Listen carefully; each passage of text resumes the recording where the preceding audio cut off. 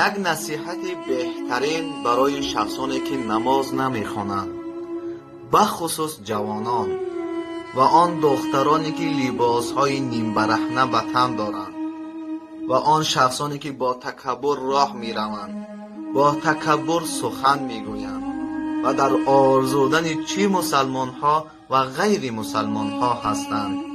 برادری عزیز، یک مرتبه نظر بر قبرهای کهنه میکن که در آن قبرها کیها را خاک کردند. الله متعال میفرماید کل نفس ذائقة الموت، هر یک نفس چشنده مرگ است. اگر دنیا به کس پاینده می بود، محمد تا به قیامت زنده می بود.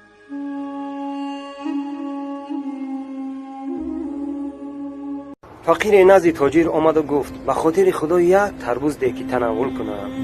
تاجر تربوزها را یک از نظر گذرانید و یک تربوز خراب را گرفت و به او داد.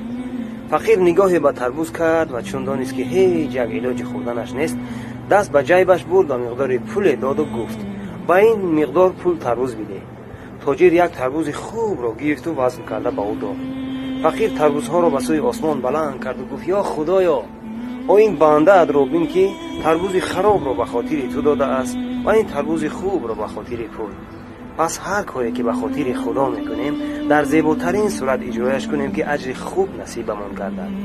مقصد از گفته ها این است که در این ماه شریف رمضان، خصوصا پیش از عید رمضان، خداوند در قلب همه تاجران عدل و انصاف را جاری کند، نرخ را بلند، یعنی به مردم جبر نکند.